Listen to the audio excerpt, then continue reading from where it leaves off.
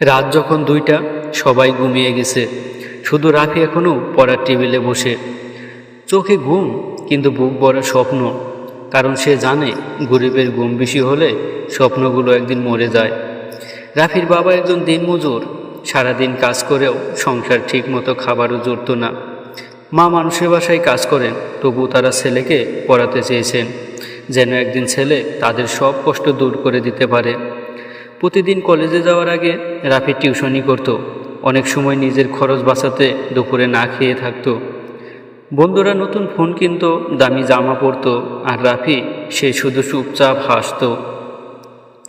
একদিন পরীক্ষার ফি দেওয়ার দিন ছিল, কিন্তু তার কাছে টাকা ছিল না। কলেজের এক কোণে বসে সে কান্না করছিল। ঠিক তখন তার মা এসে হাতে এক পুরনো কাপড়ের ব্যাগ দিলেন, আর ভিতরে ছিল কিছু টাকা আর মায়ের হাতের ভাঙা চুড়ি। মা শুধু বললেন, তোকে পড়াতে না পারলে আমার এই জীবনটাই তো বৃথা। সেদিন রাফি অনেক কেঁদেছিল, কারণ সে বুঝেছিল একজন ছাত্র শুধু নিজের স্বপ্ন নিয়ে লড়ে না, তার সাথে লড়ে পুরো পরিবার। কয়েক বছর পর সে রাফি চাকরি পেল। প্রথম বেতনের টাকা দিয়ে মায়ের জন্য নতুন চুড়ি কিনে নিল।